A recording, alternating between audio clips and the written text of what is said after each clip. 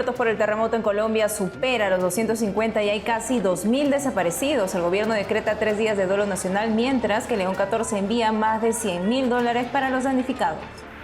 En vísperas del centenario del nacimiento de Fidel Castro analizamos las consecuencias de su paso por el poder en lo económico, político y moral en Cuba. ¿Por qué Nicaragua no es una prioridad geopolítica para Estados Unidos? Analizamos el futuro político del país tras la declaración de Daniel Ortega de suprimir las próximas elecciones. En su catequesis de los miércoles, el Papa León XIV exhorta a los fieles a no sustituir la presencia activa en la misa dominical por un encuentro virtual. A un año de la Jornada Mundial de la Juventud en Seúl, los jóvenes brasileros comienzan oficialmente su preparación espiritual para el gran encuentro, reunidos en la Santa Misa. Hola amigos, hola Eddie, qué gusto estar como siempre contigo. Igualmente contigo, Natalie, y con nuestros televidentes desde los estudios en Lima, Perú. Bienvenidos a su noticiero con enfoque católico de WTN Noticias. Soy Natalie Paredes. Soy Eddie Rodríguez Morel, gracias por acompañarnos.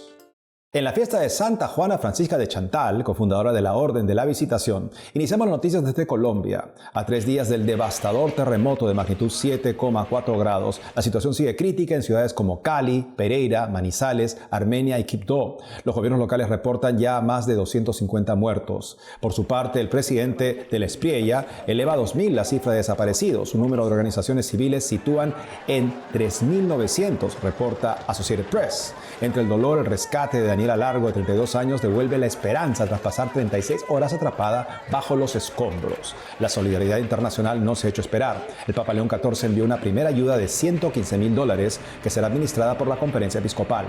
Durante su catequesis de este miércoles, el Santo Padre expresó su cercanía con los damnificados y rescatistas y pidió por el eterno descanso de las víctimas. Escuchemos el testimonio de los rescatistas y voluntarios que trabajan sin descanso en la zona del desastre. Me siento con ganas de trabajar, con ganas de ayudar, de colaborar, ¿sabes? Es algo que es humanitario, nace del corazón, Dios sabe por qué suceden las cosas y bueno, todos se lo dejamos a Él. Ayer se sacaron algunas personas, otras ya perdieron la vida y otras las rescataron con vida. Y aquí estamos todavía pues en la lucha, en pie de fuerza, demostrando que Cali sí puede. Lastimosamente se desplomó la notaría. Alcanzamos a evacuar a todos, prácticamente los que estaban en el rango de la notaría, lo alcanzamos a evacuar. No sé si hay algunas personas que se han quedado atrapadas. ¿Por qué? Porque fue muy rápida la cosa. Por otro lado, en las puertas del centenario del nacimiento de Fidel Castro, quien gobernó Cuba bajo el comunismo entre 1976 y 2008, el país enfrenta una severa crisis económica. Esta situación se agrava por las restricciones y sanciones de Estados Unidos sobre el suministro de petróleo, orientadas a presionar una transición política en la isla. La atención sanitaria, muestra de la crisis, tiene a cerca de 100.000 pacientes, incluidos 12.000 niños, esperando una cirugía, señala el gobierno. Los apagones prolongados continúan afectando la vida cotidiana y el turismo, motor económico del país. Está estancado por el retiro de las empresas turísticas, según Associated Press. Durante su vida, Fidel Castro se reunió en la isla con 3 papas, Juan Pablo II, Benedicto XVI y Francisco. Escuchemos qué piensan los cubanos. ¿Qué le puedo decir?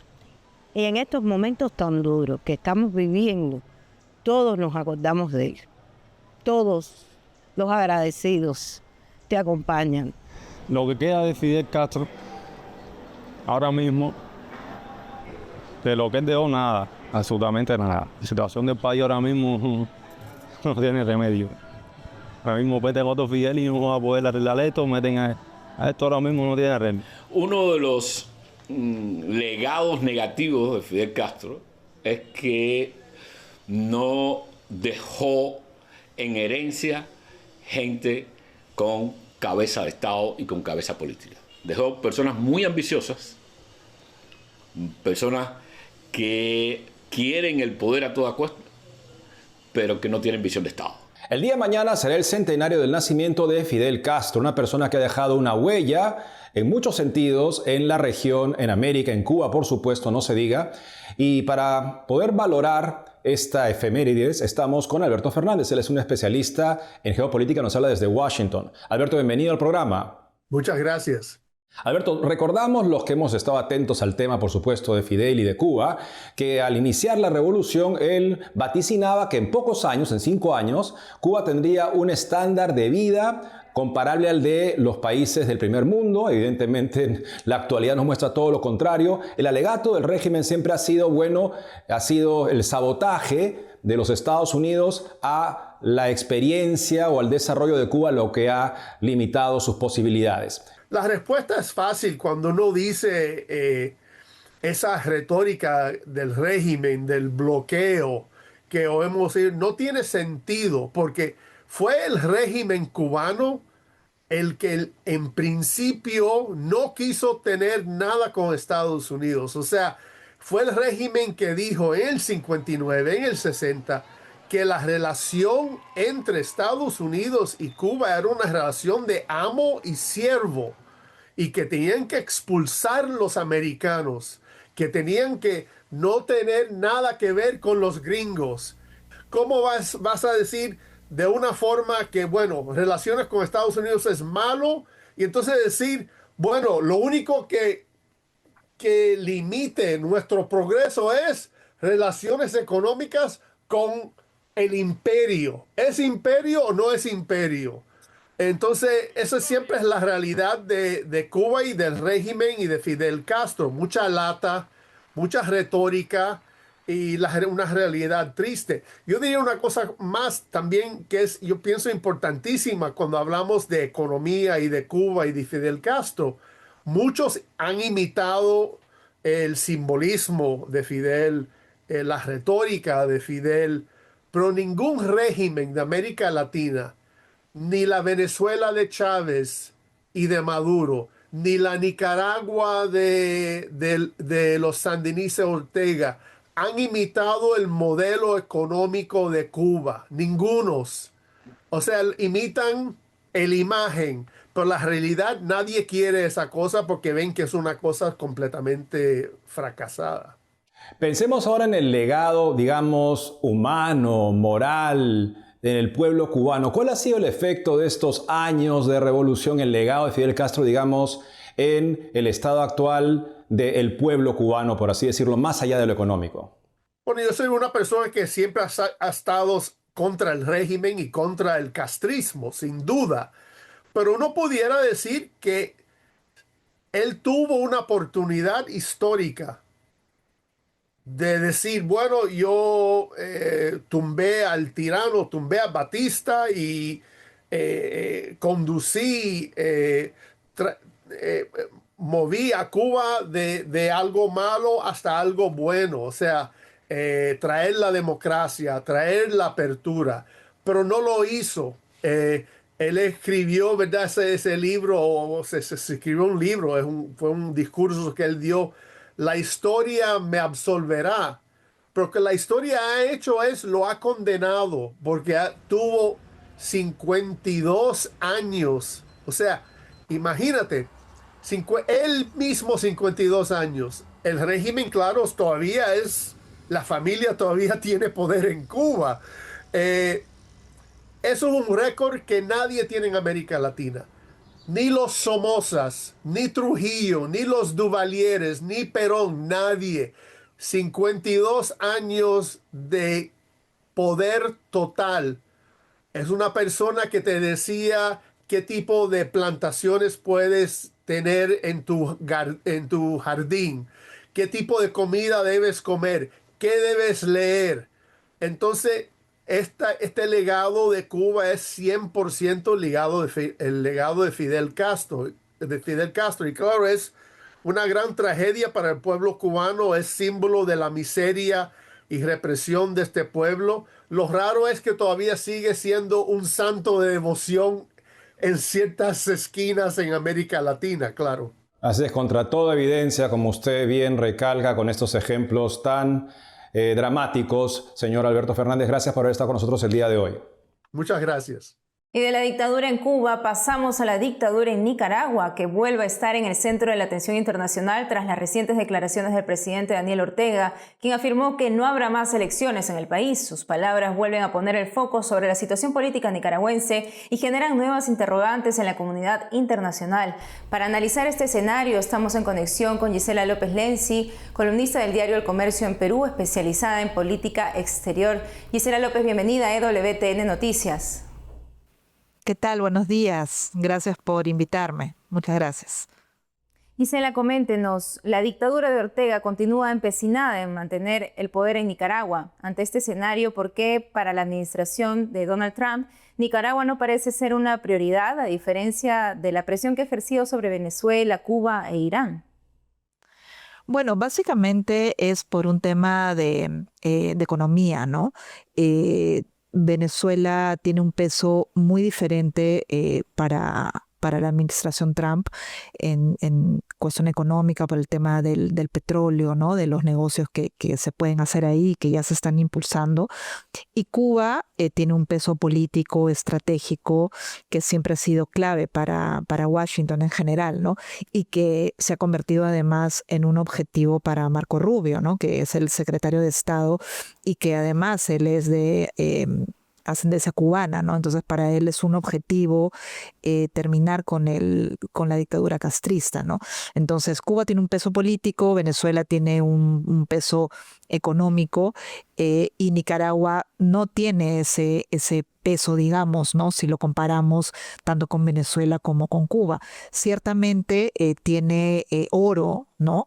Pero no tiene esa, digamos, trascendencia o es un país estratégico como para la política exterior estadounidense. ¿Y en qué se basa la relación también de China y Rusia con Nicaragua, ¿no? Que Trump también observa con perspicacia? Exacto, ¿no? Y eso también es muy interesante porque obviamente Trump tiene un discurso de que el tema de China, ¿no? Es trascendente para él, ¿no? Entonces Latinoamérica no tiene que hacer ya tantos negocios con China, sino más mirar hacia Estados Unidos. Entonces por eso esto de la doctrina Monroe, ¿no?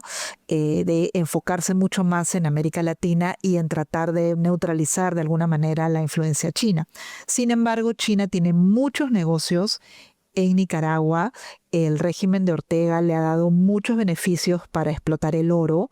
Entonces China está muy metida en Nicaragua con respecto a los negocios, con respecto a, o sea, en la economía diaria, ¿no? En la economía nicaragüense, los negocios chinos y el gobierno chino está en la economía nicaragüense día a día.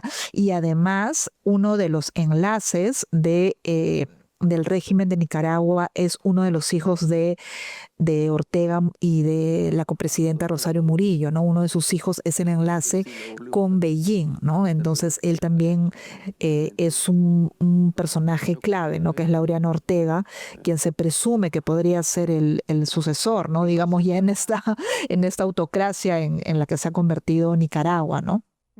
Precisamente dentro de este panorama, hace poco Daniel Ortega dijo: ya no habrá más elecciones en Nicaragua para que la oposición no atrape el gobierno, ¿no? Su expresión denota que el dictador siente que hay una resistencia. ¿Qué se sabe de las fuerzas de oposición en Nicaragua? Bueno, en realidad la oposición está prácticamente desmantelada, ¿no? Ese es un trabajo que hizo Ortega desde el 2018, cuando se dieron unas protestas estudiantiles que fueron muy fuertes, unas manifestaciones que fueron en todo el país. Entonces, él lo que hizo fue una represión muy violenta, muy cruenta. Muchos terminaron en la cárcel, murió mucha gente y muchos terminaron exiliados, se fueron sobre todo a Costa Rica, desterrados, ¿no? Porque realmente incluso hay apátridas, ¿no? Hay un número importante de gente que se les quitó la nacionalidad, o sea que realmente forma parte ya del proyecto, ¿no? Del matrimonio presidencial, ¿no? Que es Ortega y Murillo, de ellos seguir en el poder, ¿no? De hacer como una pantomima de elecciones, como fue la elección pasada, donde no se presentó la oposición porque estaban en prisión domiciliaria o encarcelados o habían tenido que salir del país, ¿no? ¿Y cuál es la salida a la dictadura en Nicaragua, teniendo en cuenta que Daniel Ortega pues ataca a la población y también incluso a la iglesia, ¿no? Que los ve como enemigos? Bueno, es complicado, ¿no? Porque si tenemos en cuenta, como decíamos al inicio, de que Estados Unidos está mirando de lado, que no le interesa mucho por ahora por una cuestión estratégica de economía. También Trump tiene bastantes problemas, hasta ahora no sale de la guerra en Irán, lo de Ucrania nunca lo ha resuelto. Entonces la situación es complicada porque en general la comunidad internacional mira muy de lado lo que pasa con Nicaragua, ¿no? Y es realmente terrible, ¿no?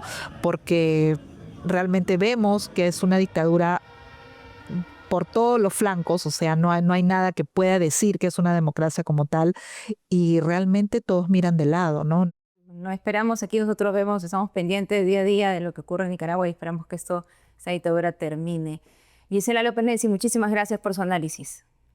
No, gracias a ustedes por la invitación. Hacemos una pausa y al volver, rescatan un seminarista y un laico secuestrados por delincuentes en Nigeria. Además, con más de 90 conferencias, la Universidad Católica Argentina celebra a fines de agosto una nueva edición de la Semana Tomista. Este año gira en torno a la filosofía y teología de Santo Tomás al servicio de la unidad de la Iglesia. Regresamos con más noticias con Enfoque Católico.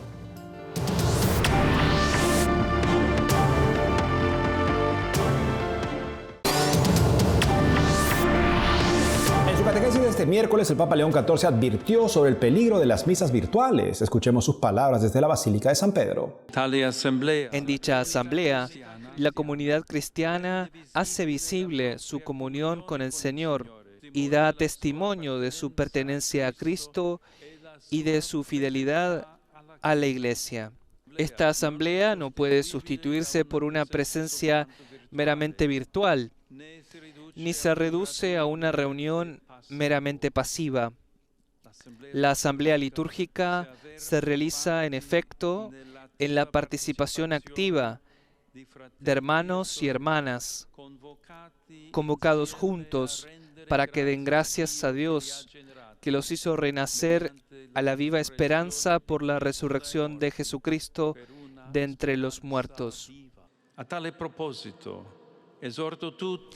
En este sentido, los animo a todos a buscar las mejores condiciones posibles para que también puedan participar en la Santa Misa, incluso aquellos que los domingos no tienen la posibilidad de ausentarse del trabajo.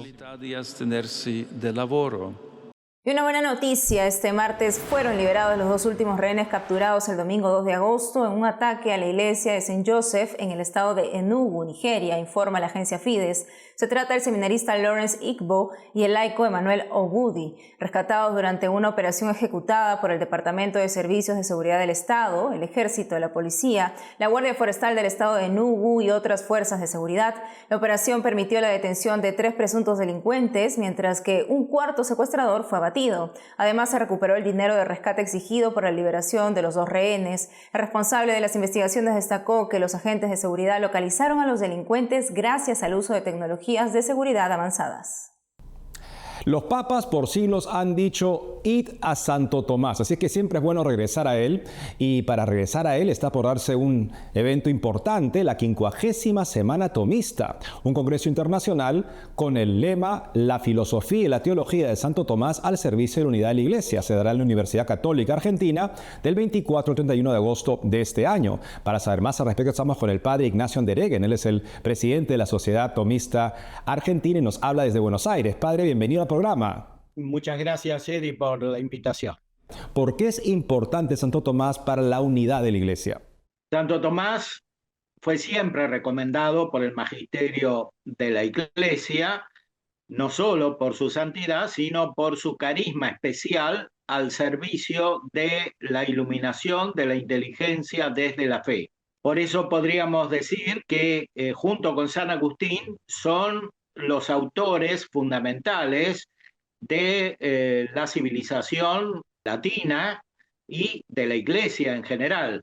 La Iglesia no sostiene solamente una fe, lo hace, es la fe verdadera, sino que genera toda una cultura, como se demostró en la fecundidad de los siglos, para favorecer que los hombres puedan acceder adecuadamente a esa fe a modo humano.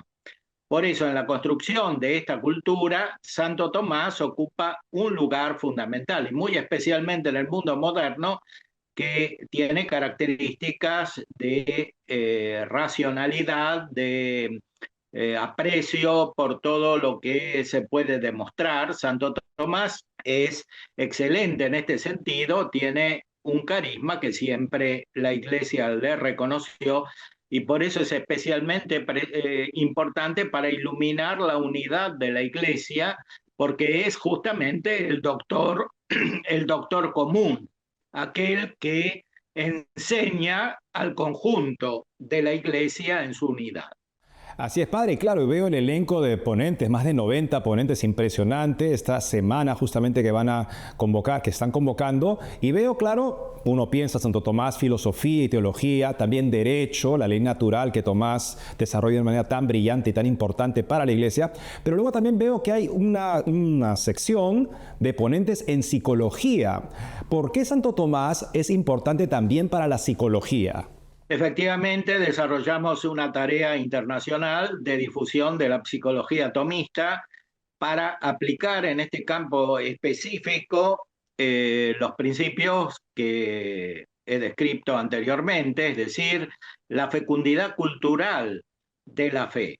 Es evidente que en nuestro tiempo la problemática psicológica es muy aguda, muy sentida por tantas personas, incluso personas que tienen fe en la Iglesia, y por eso es importante frente a la influencia de la filosofía moderna, del cientificismo, del naturalismo en tantas corrientes psicológicas de nuestros días y en la formación de los mismos psicólogos, incluso en universidades católicas, es importante reformular la actividad psicológica, valorizándola, para que responda plenamente a los principios de la fe y de la recta razón. En esto, Santo Tomás de Aquino es una guía imprescindible. Recientemente publiqué un libro, Santo Tomás de Aquino, psicólogo, donde desarrollo esta visión que ya tiene muchos años de investigación y de difusión, y que realizamos también de una manera creciente desde la Sociedad Tomista Argentina. Espléndido, padre. Pues díganos cómo las personas pueden participar de este congreso. Para participar es necesario inscribirse a través de un link que facilitaré. En ese link se ponen los datos y el congreso es prácticamente gratuito. Si se quiere el diploma hay un pequeño costo, pero todos pueden participar. Además, va a ser transmitido online para los que estén en otros países y no puedan concurrir personalmente. Pues espléndido, padres, todos estamos con mucha atención entonces a este Congreso Internacional, la Filosofía y la Teología de Santo Tomás al servicio de la unidad de la Iglesia. Muchas gracias por haber estado con nosotros el día de hoy. Muchas gracias, Eri. A un año de la Jornada Mundial de la Juventud de Seúl, Corea del Sur, el famoso Cristo Redentor de Río de Janeiro se iluminó con los colores de Corea del Sur. Para marcar el inicio de los preparativos hacia el encuentro de 2027, una misa reunió a diversos jóvenes y representantes de la Iglesia en Brasil. Nuestra corresponsal Natalia Queiroz nos da los detalles. A los pies del Cristo Redentor, jóvenes brasileños iniciaron la cuenta regresiva para la próxima Jornada Mundial de la Juventud, JMJ. Una misa y la iluminación del monumento con los colores de Corea del Sur marcaron el comienzo del último año de preparación para el encuentro de Seúl. Entre los participantes estaba Mariana Freitas, quien viajará a Corea junto con su familia y cuya propia historia familiar está vinculada a la JMJ. Mi familia es fruto de la jornada porque mis padres se conocieron en Canadá en 2002. Saber que podré formar parte de este legado de generaciones ahora presente en Corea junto con jóvenes de tantos países y todos con el mismo propósito de vivir la fe católica es algo muy gratificante. La celebración reunió a unos 30 jóvenes de Río de Janeiro y de otras ciudades del estado. La misa fue presidida por Monseñor Wilson Basso, obispo de Imperatriz y presidente de la Comisión Episcopal para la Juventud de la Conferencia Nacional de los Obispos de Brasil. La Jornada Mundial de la Juventud será realizada del 3 al 8 de agosto de 2027 y reunirá a jóvenes de todo el mundo con el Papa León XIV. El tema, elegido por el Papa Francisco y tomado del Evangelio de San Juan, es: tengan valor, yo he vencido al mundo. Tenemos una gran expectativa, es un gran desafío porque está lejos, pero es algo hermoso. Para los grandes desafíos está el valor de la juventud. Por eso creemos que este encuentro a los pies del Cristo Redentor dará un gran impulso a la campaña para que Brasil esté presente y bien representado en Seúl el próximo año. Seúl será la segunda ciudad asiática que recibirá una edición internacional de la Jornada Mundial de la Juventud. La primera fue Manila, en Filipinas, en 1995. También será la primera JMJ celebrada en un país donde el cristianismo no es la religión mayoritaria. El lugar elegido para iniciar la cuenta regresiva también tiene un significado especial. Río de Janeiro fue sede de la JMJ de 2013, la última realizada en América Latina. Ahora, los jóvenes brasileños se preparan para viajar al otro lado del mundo. La distancia y el costo del viaje están entre los principales desafíos. Estamos seguros de que a partir de esta Santa Misa vamos a reunir fuerzas y crear una corriente de solidaridad, amor y cooperación. La providencia de Dios no faltará. Viajar a Corea es caro, pero todos se están movilizando. Las parroquias y los jóvenes están organizando campañas y siempre están muy animados. La preparación no se limita a quienes podrán viajar. Las diócesis también organizarán actividades para que los jóvenes participen en sus propias comunidades. Algunos jóvenes se organizan, viajan y participan en el lugar, pero todas las diócesis y nuestra arquidiócesis de Río de Janeiro no es diferente. Organizan también actividades para que la juventud pueda involucrarse en la oración, en la espiritualidad, en el tema, en la formación y en la comunión. Con la misa y la iluminación del Cristo Redentor, la Iglesia en Brasil comenzó un año de preparación espiritual y de movilización para la Jornada Mundial de la Juventud de Seúl. En Brasil, Natalia Queiroz, EWTN Noticias. Y eso es todo, amigos. Gracias por haber estado con nosotros. No olviden seguirnos en nuestras redes sociales y en ewtnnoticias.com. Hasta mañana.